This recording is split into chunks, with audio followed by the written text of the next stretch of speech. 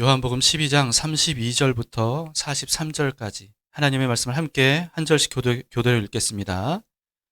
내가 땅에서 들리면 모든 사람을 내게로 이끌겠노라 하시니 이렇게 말씀하심은 자기가 어떠한 죽음으로 죽을 것을 보이심이러라. 이에 무리가 대답하되 우리는 율법에서 그리스도가 영원히 계신다 함을 들었거늘 너는 어찌하여 인자가 들려야 하리라 하느냐. 이 인자는 누구냐. 예수께서 이르시되 아직 잠시 동안 빛이 너희 중에 있으니 빛이 있을 동안에 다녀 어둠에 부딪히지 않게 어둠에 다니는 자는 그 가는 곳을 알지 못하느니라. 너희에게 아직 빛이 있을 동안에 빛을 믿으라. 그리하면 빛의 아들이 되리라. 예수께서 이 말씀을 하시고 그들을 떠나가서 숨으시니라. 이렇게 많은 표적을 그들 앞에서 행하셨으나 그를 믿지 아니하니 이는 선지자 이사야의 말씀을 이루려 하심이라. 이르되 주여 우리에게서 들은 바를 누가 믿었으며 주의 팔이 누구에게 나타났나이까 하였더라. 그들이 능히 믿지 않는 것은 이 때문이니 곧 이사야가 다시 일렀으되 그들의 눈을 멀게 하시고 그들의 마음을 완고하게 하셨으니 이는 그들로 하여금 눈으로 보고 마음으로 깨닫고 돌이켜 내게 고침을 받지 못하게 하려 함이라 하였음이더라. 이사야가 이렇게 말한 것은 주의 영광을 보고 주를 가리켜 말하는 것이라. 그러나 관리 중에도 그를 믿는 자가 많되 바리새인들 때문에 드러나게 말하지 못하니 이는 출교를 당할까 두려워함이라. 그들은 사람의 영광을 하나님의 영광보다 더 사랑하였더라. 아멘. 앉으시겠습니다.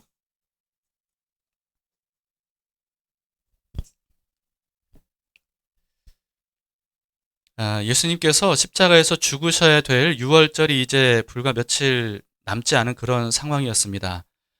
그렇기 때문에 예수님이 본격적으로 이제 본인께서 죽으실 것에 대해서 직간접적으로 말씀을 하셔요. 그래서 어제 본문에서는 한 알의 밀알에 대한 말씀도 하셨죠. 밀알 한 알이 땅에 떨어지면 많은 열매를 그 땅에 떨어져서 죽어야 많은 열매를 맺을 수 있다라고 하신 말씀을 통해서 예수님이 밀알처럼 죽으실 것을 그래서 많은 사람들이 구원 얻을 것을 예고하셨습니다. 그리고 오늘 우리가 읽은 본문 32, 33절은 사실 어제 큐티 본문인데요. 이렇게 말씀하셨죠. 내가 땅에서 들리면 모든 사람을 내게로 이끌겠노라 하시니 이렇게 말씀하시면 자기가 어떠한 죽음으로 죽을 것을 보이심이로라. 땅에서 들릴 것이라고 말씀을 하셨습니다. 이 땅에서 들린다는 표현은요. 구약 성경에 적어도 두 군데 사건을 차용하신 말씀이라고 볼 수가 있습니다. 첫 번째는 민수기의 불뱀 사건이에요. 출애굽한 이스라엘 백성들이 광야에 있을 때 하나님께서 그들을 지극정성으로 이 광야에서 안전하게 지켜주셨죠. 발이 부르트지 않을 정도로 신발이 40년 동안 닳지도 않을 정도로 그렇게 안전하게 광야에서 지켜주셨다는 겁니다.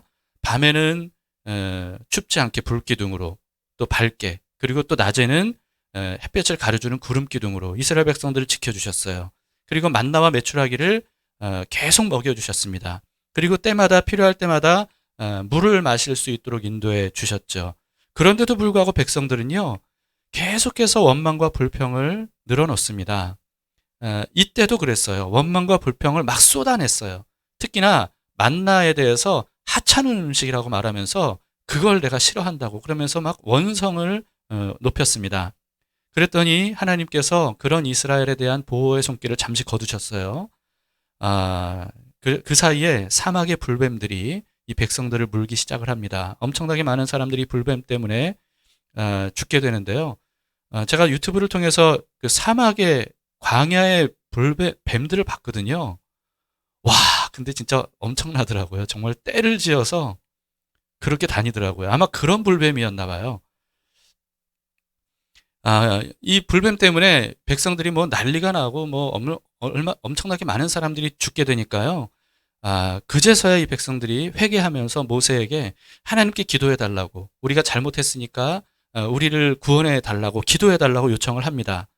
모세가 주님께 기도하니까 하나님께서 살 길을 알려주시죠. 불뱀 모양을 놋으로 만들어서 장대 위에 높이 매달라는 거예요. 그래서 그 높이 매달린 놋으로 만든 불뱀을 사람들이 쳐다보면 불뱀에 물린 사람마다 다 죽지 않고 살게 될 것이다. 이렇게 말씀을 하셨습니다. 그리고 두 번째 사건은 뭐냐면요. 에스더서의 하만 사건입니다. 하만 사건은요. 에스더서를 여러분들이 직접 읽어보시면 정말 재밌어요. 처음부터 끝까지 한번 소설책 읽듯이 또는 영화를 보듯이 한번 쭉 읽어보세요. 정말 반전에 반전이 거듭되는 아주 흥미로운 이야기인데요. 에스더가 페르시아의 왕비가 됐을 때입니다. 그때 이스라엘의 원수 민족인 아말렉 민족의 이 왕족인 하만이라고 하는 사람이 총리가 됐어요. 근데 이 하만이요, 유대인인 모르드게를 굉장히 미워합니다. 이 모르드게가 유대인이거든요. 그러니까 이 모르드게를 죽이고 싶어요. 그래서 어떻게 하면 죽일까 고심하다가 높은 장대를 준비해놔요. 그리고는 그 장대에 높이 매달아 죽일 것이다. 왕의 허가를 받아서 죽이겠다. 이렇게 계획을 하죠. 그런데 이 모르드게만 죽이는 게 성이 안 찬 거예요. 그래서 이 페르시아에 있는 모든 이 유대인 민족을 완전히 다 멸하려고 그렇게 계획을 다 세워놓고 만반의 준비를 합니다. 그런데 에스더서를 보면요, 엄청난 반전이 일어나게 되면서 이 그 모르드게를 죽이려고 준비해놓은 이 장대에 오히려 하만 자기가 매달리게 됩니다. 매달려 죽게 되고요. 그로 인해서 유대인들이 구원을 받는 이야기가 기록이 돼 있죠. 그 역사적인 날을 불임절이라고 하는 명절로 기념을 이스라엘 백성들이 합니다. 자, 예수님은요, 적어도 이 두 가지 사건과 같이 예수님께서 높이 들려서 죽임을 당하심으로써 많은 사람들을 구원할 것에 대해서 오늘 본문에서 말씀을 하신 겁니다. 여러분, 그렇다면 예수님께서 마치 불뱀이나 하만 같은 어떤 그런 존재라는 뜻이냐? 우리가 그렇게 생각할 수 있죠. 네, 맞습니다, 여러분. 불뱀과 하만은요, 죄를 상징하는 존재들이거든요. 죄를 상징합니다. 그들이 높은 장대 위에 매달렸다는 게 뭐겠습니까? 그건 뭐냐 하면 죄의 죽음을 의미해요. 죄의 죽음.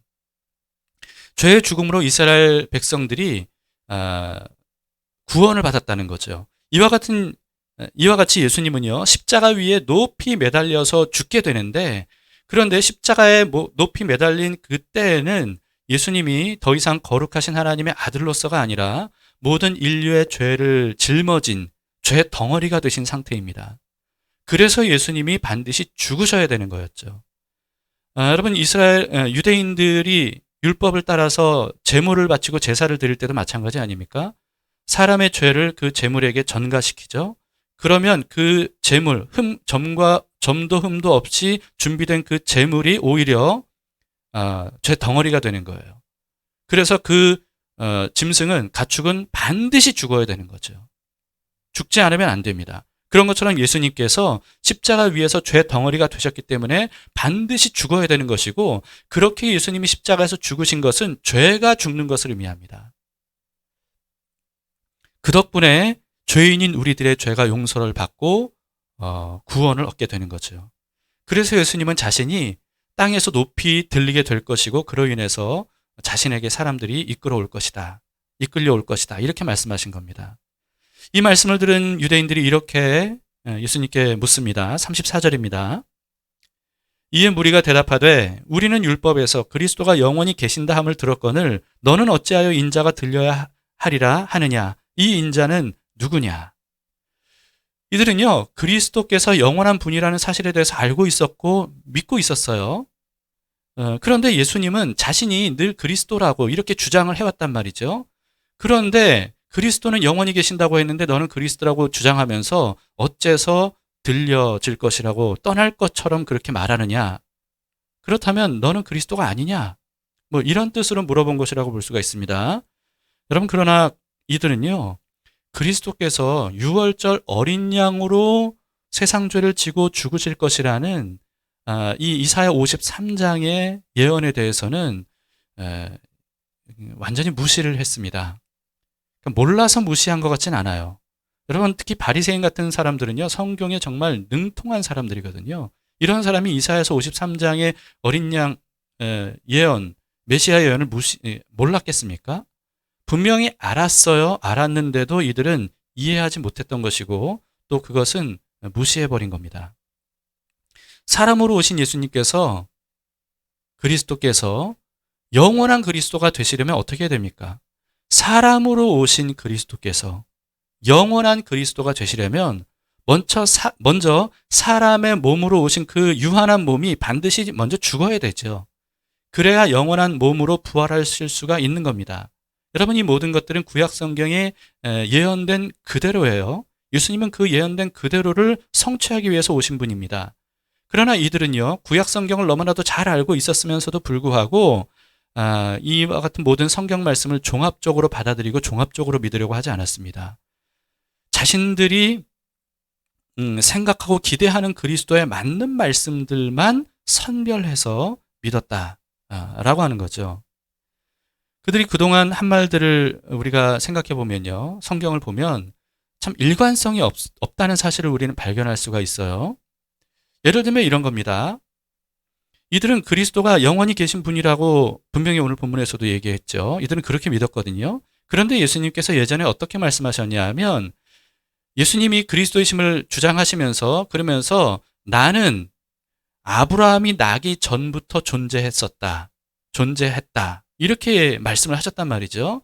그런데 그때 유대인들이 그렇게 말하는 예수님을 돌로 쳐 죽이려고 했습니다. 여러분, 근데 그리스도가 영원한 분이시라면 아브라함보다 먼저 계신 게 당연하잖아요. 그러나 이들은 그리스도가 영원한 분이라는 사실을 알고 믿는다고 하면서도 예수님이 그리스도이심을 충분히 보여주셨고, 그럼으로써 아브라함 이전부터 존재하셨다는 말씀에 대해서 신성모독이라고 하면서 죽이려고 했던 거죠. 이들은요, 이와 같이 변화무쌍한 자신들의 입맛에 맞게 말씀들을 선별하고 재단하는 이런 버릇을 가지고 있었습니다. 우리는 그렇게 하지 않도록 여러분 주의하셔야 됩니다. 예수님께서 이렇게 대답하셨어요. 36절입니다. 너희에게 아직 빛이 있을 동안에 빛을 믿으라. 그리하면 빛의 아들이 되리라. 예수께서 이 말씀을 하시고 그들을 떠나가서 숨으시니라. 빛이신 예수님 자신을 믿으면 빛 가운데 거할 수 있기 때문에, 그래서 이전에는 깨닫지 못했던 진리, 진실들 이런 것들을 깨닫게 될 것이다 말씀하셨죠. 그런데 그리고는 어떻게 하셨어요? 그들을 떠나서 숨으셨어요. 근데 빛이 누구예요? 예수님이죠.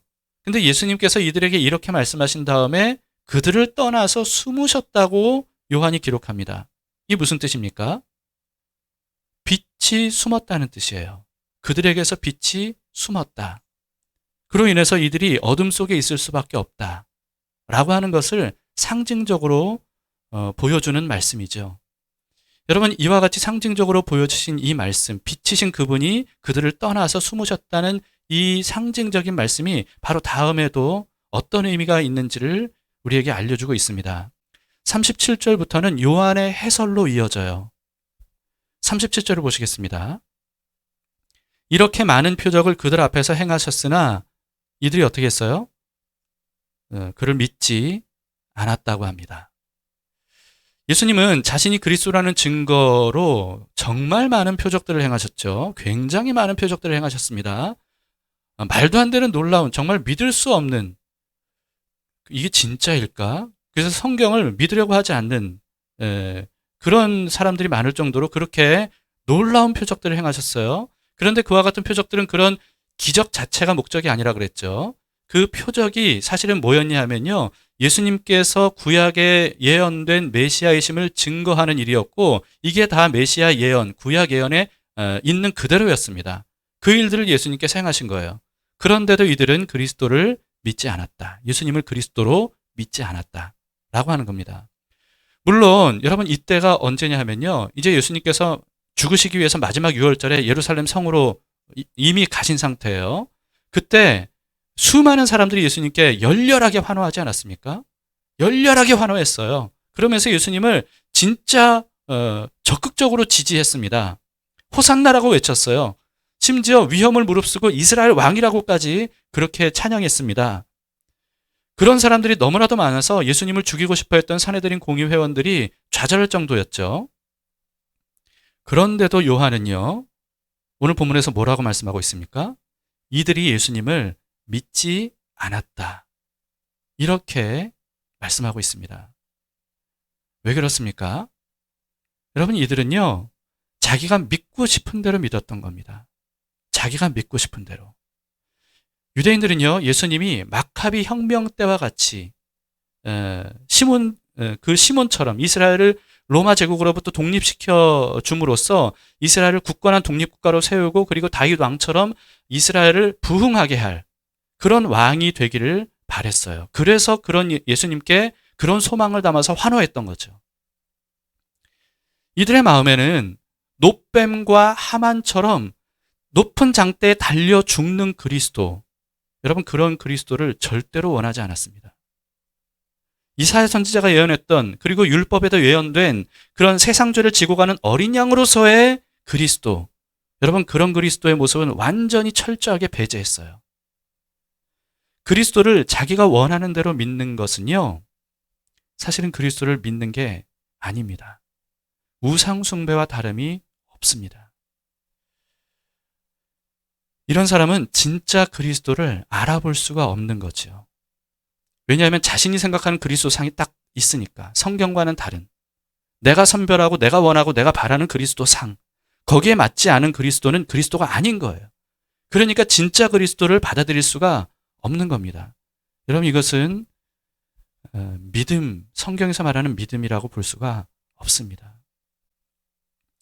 그런데 요한은 유대인들이 예수님을 믿지 않는 것은요, 이사야의 예언을 성취하는 것이라고 말합니다. 38절을 보세요. 이는 선지자 이사야의 말씀을 이루려 하심이라. 이르되 주여 우리에게서 들은 바를 누가 믿었으며 주의 팔이 누구에게 나타났나이까 하였더라. 믿는 사람이 없을 거라는 그런 말씀이죠. 여러분 그런데 이 이사야가 한 이 말씀이 어디냐 하면요, 이사야서 53장 1절이에요. 이게 무슨 뜻이냐면요, 이사야서 53장에 세상 죄를 지고 가는 어린 양으로서의 그 메시아 예언이 담겨져 있거든요. 그런데 그 메시아 예언을 시작할 때 바로 이 말씀이 있는 겁니다. 누가 주를 믿겠습니까? 믿는 사람이 없을 겁니다. 그러면서 메시아 예언, 어린 양으로 죽으실 것에 대한 예언들이 쫙 나열이 됩니다. 다시 말해서 무슨 뜻입니까? 고난당하는 그리스도를 믿는 사람이 없을 것이다. 어린 양처럼 죽는 그리스도를 믿는 사람이 없을 것이다. 라는 사실을 이사야가 예언한 거예요. 그것을 오늘 본문에서 요한이 인용을 하고 있는 거죠. 그 예언이 그대로 이루어진 것이라는 겁니다. 열렬히 사람들이 예수님을 향해 환호하고 호산나 다윗의 자손이여 이스라엘 왕이시여 외쳤어요. 그러나 요한은 그들이 예수님을 믿지 않았다고 말합니다. 이사야 53장 1절에서처럼 그 말씀이 성취된 것이라고 얘기합니다. 39절 40절을 보세요. 그들이 능히 믿지 못한 것은 이 때문이니 곧 이사야가 다시 일렀으되 그들의 눈을 멀게 하시고 그들의 마음을 완고하게 하셨으니 이는 그들로 하여금 눈으로 보고 마음으로 깨닫고 돌이켜 내게 고침을 받지 못하게 하려 함이라 하였음이더라. 여러분 어떻습니까? 이 말씀을 잘 이해하실 수가 있겠습니까? 어떤 뜻인지 아시겠습니까? 성경에는요, 종종 이런 종류의, 이런 류의 구절들을 우리가 접하게 됩니다. 특히나 어디서 많이 나왔냐 하면 출애굽기에 많이 나왔어요. 출애굽기 이집트의 파라오에 대해서. 이집트에 하나님께서 10가지 재앙을 내리실 때 계속해서 뭐라고 말씀하시냐면요, 하나님께서 파라오의 마음을 완악하게 하셨다. 이런 표현들이 여러 번 반복돼서 계속 나와요. 하나님이 파라오의 마음을 완악하게 하셨다. 그래서 이스라엘 백성들을 놓아주지 않았다. 라고 하는 표현이죠. 이런 구절들을 우리가 문자적으로만 보게 되면 하나님께서 사람의 마음을 이렇게 조종하시는 것이라고 생각하기 쉽습니다. 또는 하나님이 구원받을 사람과 구원받지 못할 사람을 아예 정해놓고 그래서 구원받지 못할 사람의 마음은 이렇게 믿지 못하도록 막아놓으신 것이다. 이렇게 우리가 해석하기 쉬운데요. 그러나 우리가 반드시 잊지 말아야 될 게 있죠. 여러분 제가 계속 강조해서 말씀드리는 게 뭐냐 하면 성경의 각 구절들을 해석하기 위해서는 성경 전체를 봐야 되고 그 성경 전체를 종합적으로 해석을 해야 된다는 겁니다. 만약에 구원받지 못할 사람을 하나님께서 미리 정해놓으시고 그들이 믿지 못하도록 그렇게 막아놓은 것이다. 그들의 마음을 완악하게 하신 것이다. 이렇게 보게 되면요. 성경 전체의 내용과는 전혀 맞지가 않습니다. 성경 전체에서는 만약에 진짜 하나님께서 믿지 못하게 그들의 마음을 완악하게 하신 것이라면 왜 성경에서 끊임없이 그렇게 하나님께서 예수 그리스도를 계시해 주시고 하나님의 말씀을 계시해 주시면서 하나님을 계시해 주시면서 믿으라 라고 강조하고 또 강조하시겠습니까? 왜 회개하라 이렇게 끊임없이 촉구를 하시겠습니까? 이미 그게 다 정해졌다면요. 왜 그토록 많은 메시아 예언들을 성경 전체를 통해서 말씀해 주심으로써 예수님께서 그리스도이심을 어떻게든 깨닫게 하시려고 그렇게 애쓰고 노력하시고 이 두꺼운 성경책을 우리에게 주셨겠습니까? 성경을 통해서 하나님께서 지속적으로 우리에게 말씀하시는 건 뭐냐 하면요. 하나님이 바라시는 게 뭔지를 우리에게 알려주고 있어요. 정말 하나님이 원하시고 바라시는 것. 그게 뭐냐 하면 모든 사람이 예수님을 그리스도로 믿고 구원을 얻어서 하나님의 자녀가 되는 것. 하나님의 백성이 되는 것. 하나님이 이것을 원하고 또 바라십니다. 하나님은 그래서 완악한 사람들도 마음이 완악한 사람들도 그 완악함 때문에 죽기를 바라지 않는다고 나는 그것을 절대 기뻐하지 않는다고 강조하고 말씀하셨어요. 그들이 회개하고 돌아오기를 바란다고. 그래서 끝까지 하나님께서는 그들이 회개할 수 있도록 하나님이 어떤 분인지를 여러 가지 방법으로 알려주셨던 거죠. 그렇다면 오늘 이 말씀 어떻게 해석을 해야 될까요? 어떻게? 제가 이집트의 10가지 재앙에 대해서도 말씀을 드릴 때 설명드린 적이 있는데요. 쉽게 결론적으로만 말씀드리자면 하나님의 계속적인 계시, 말씀, 표적 이 모든 것들의 증거를 보여주셨음에도 불구하고 하나님을 끝까지 믿지 않고 거부하는 사람, 이런 사람을 하나님께서 내버려 두신다는 겁니다. 그냥 네가 그러면 하고 싶은 대로 해. 믿고 싶은 대로 믿어. 살고 싶은 대로 살아. 이렇게 완악한 마음을 가진 사람을 그 완악한 대로 그냥 내버려 두신다는 거예요. 대표적으로 바울이 로마서에서 3번이나 반복해서 이렇게 말했습니다. 로마서 1장 24절을 보시면 그러므로 하나님께서 그들을 마음의 정욕대로 더러움에 내버려 두사 그들의 몸을 서로 욕되게 하게 하셨으니 하나님께서 그들의 몸을 서로 욕되게 하셨다라고 하는 것은 그들이 서로 몸을 욕되게 하기를 바라니까 끝까지 그걸 원하니까 결국은 그냥 그렇게 하도록 내버려 두셨다. 이런 뜻입니다. 끝까지 우상 숭배를 하려고 하는 사람, 아무리 하나님이 어떤 분인지를 알려줘도 우상 숭배를 버리려고 하지 않는 사람 내버려 두신다는 거예요. 또 26절도 보세요. 이 때문에 하나님께서 그들을 부끄러운 욕심에 내버려 두셨으니 곧 그들의 여자들도 순리대로 쓸 것을 바꾸어 영리로 쓰며 28절도요. 또한 그들이 마음에 하나님 두기를 싫어하며 하나님께서 그들을 그 상실한 마음대로 내버려 두사 합당하지 못한 일을 하게 하셨으니 여러분 그냥 내버려 두시는 겁니다. 그렇게 내가 싫으면 그냥 알았다. 네가 원하는 대로 가라. 내가 살 길을 그렇게 알려주는데 네가 살 길을 원치 않고 계속 반대길로 간다면 어쩔 수 없이 그래 그냥 가라. 내버려 두신다는 거예요. 저는요. 지난번에 말씀드렸는데요.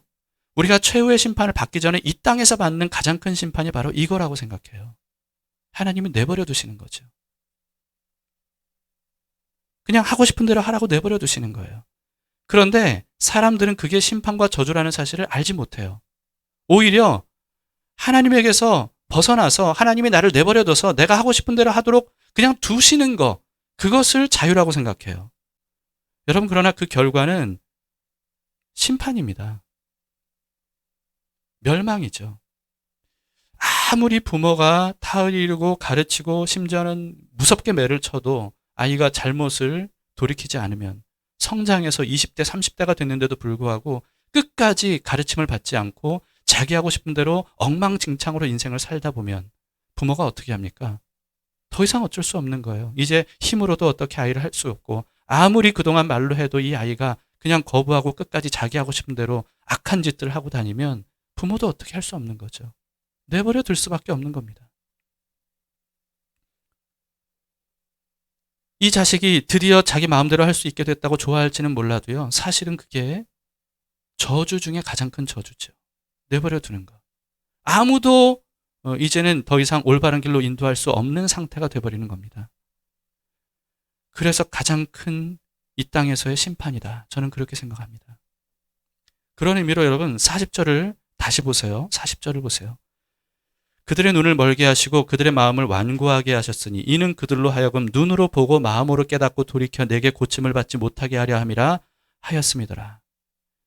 하나님께서 멀쩡하게 잘 보는 눈을 멀게 하신다. 이런 뜻이 아닙니다. 여러분 성경을 보시면 오히려 하나님은 맹인의 눈도 뜨게 해주시는 분이세요. 알지 못했던 거 깨닫게 해주시는 분이십니다. 그런데도 하나님을 끝까지 거부하고 그리고 끝까지 어둠 속에 있으려고 하면요. 그러면 하나님이 그냥 그대로 내버려 두신다는 거예요. 눈이 먼 채로 내버려 두신다는 뜻입니다. 또 마음을 완고하게 하는 사람도 내버려 두신다는 거예요. 왜냐하면요. 하나님은 사람의 자유의지를 존중하시거든요.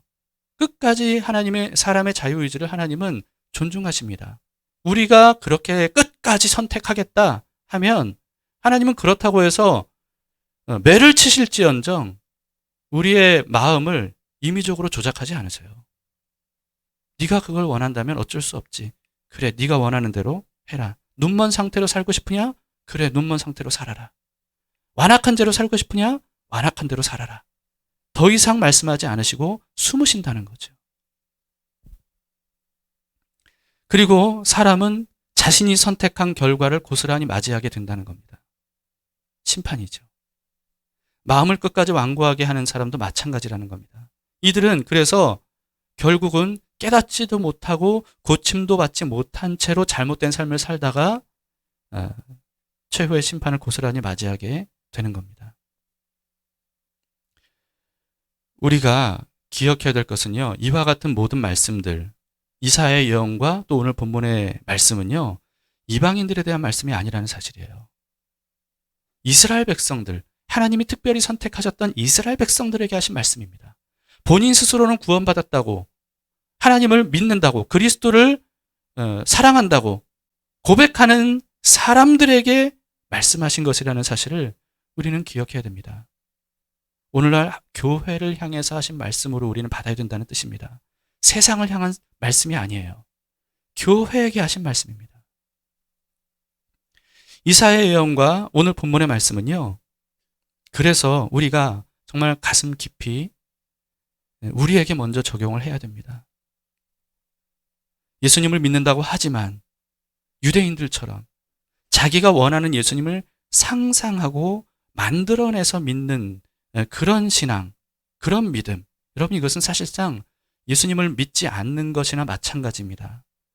우리는 하나님께서 성경을 통해서 계시해 주신, 알려주신 그리스도를 있는 그대로 받아들이고 믿어야 됩니다. 그런 믿음이 우리를 구원하는 거예요.